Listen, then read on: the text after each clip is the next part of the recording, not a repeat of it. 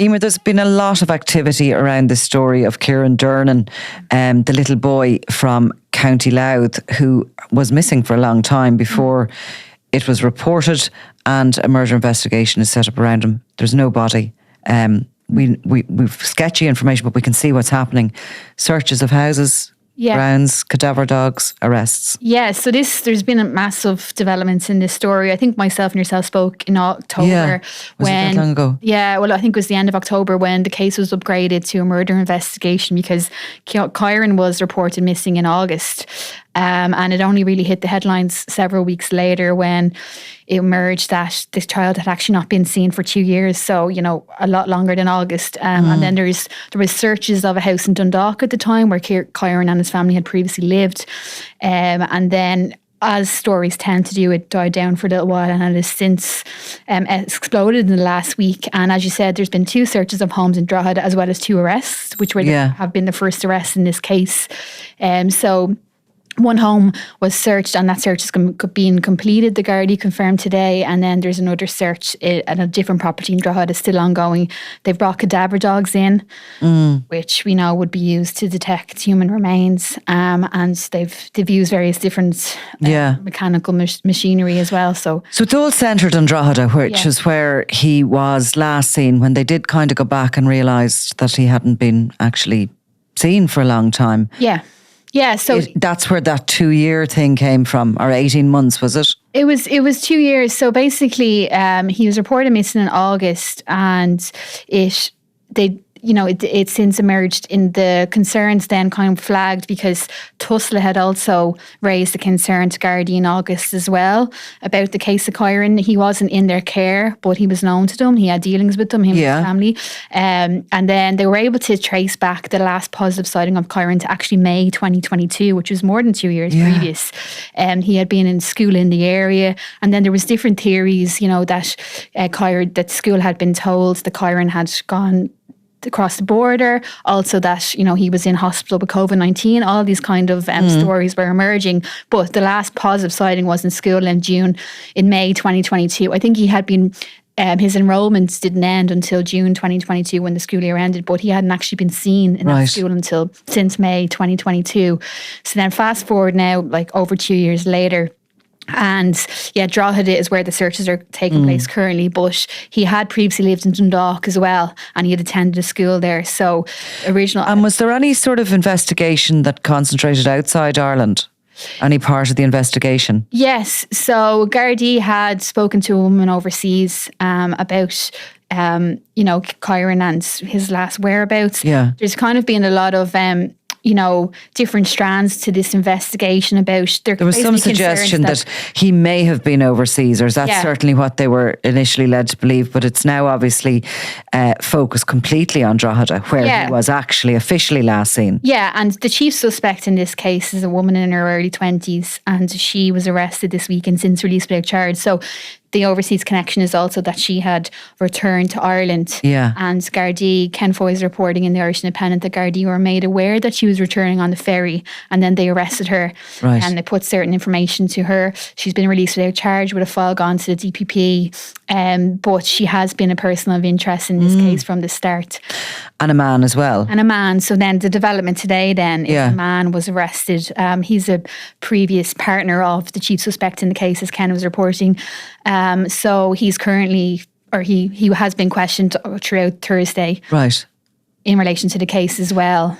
So is there some suggestion in this case that there was a child maybe presented to social services, either in this country, maybe not in this country, but maybe elsewhere, presented as if this child was Kyran, but that seems to be an impossibility now because the last positive sighting was in the 2022, the May. Yeah. A decoy child, somebody else's child? Yeah, so as Ken and the Sunny World have reported previously, this social workers interviewed, concerns were raised that a child that wasn't Kyran had been interviewed by social workers within that period that Kyran, we now know he's missing, but it wasn't known at the time. So that's a concern, and that's where the decoy child's issue has been raised, and obviously that's part of the investigation and the arrest this week as well. So that in itself is a really sort of disturbing element to the case, and it's one that is being actively looked at. But there's loads of different theories going on around this, and it's a murder investigation. So there's Gardaí are under no question that he's been anything other than murdered, but they are on the back foot because we're 2 years on, and anybody who has done something to the child would have had plenty of time to consider how to dispose of his body or where to hide him. Well, he could have been moved even. Well, this is it. I think, as we often said in the past that, missing person cases are upgraded to murder for certain reasons, but, it really is hard to bring charges without a body, or it really is hard to bring, the case to completion without a body. And there doesn't seem to be, it's such a wide timeline for the Gardaí to investigate, and they're obviously on the back foot because it wasn't until this missing person report and the flag by Tusla in August that people started to put dots together about Kyran. So, you have 2 years there of, where was he? When did he die? Just because he was last seen in May 2022, that doesn't mean that's when he died. We don't, so there's... I've worked on cases before and seen them go through the court. Sometimes if somebody is murdered in a particular place, those cadaver dogs and forensics, of course, can find evidence, trace evidence of that. Even if somebody was, or this child, if for example, any of the premises that are being searched at the moment is where they believe this murder took place and he was moved and hidden somewhere else, they can still garner evidence from those properties, and the cadaver dogs are amazing. Yeah. They are unbelievable. They are just so highly skilled in finding traces of blood and everything. Yeah, well, because I suppose remains will leave traces, won't they? And there's also this sort of geographical profiling you can do, even where if somebody was buried and moved, it's like as if the land, sort of keeps the trace of that. Okay. Yeah, you can't sort of dig a hole, fill it back in, and it's gone. It's still there, and they can see it through X-ray machinery and everything. So there's an awful lot that can be done. Yeah. And I suppose they're homing in on what information they have. They're being very careful as well because it's a child involved. Very careful, yeah. And I think it's just one of those confusing cases. It's very complex. There's a lot of different strands. But I suppose we have been able to say a little bit more in recent times. And we do know that, basically sources have said the Gardaí are concerned that there's many people telling lies here and that they are expecting more arrests in this case, maybe not necessarily on suspicion of murdering the child, but on suspicion of, not telling. Yeah, of covering up what has happened. And, What age was he? He was 6 when he disappeared, but he's 8 now. Right.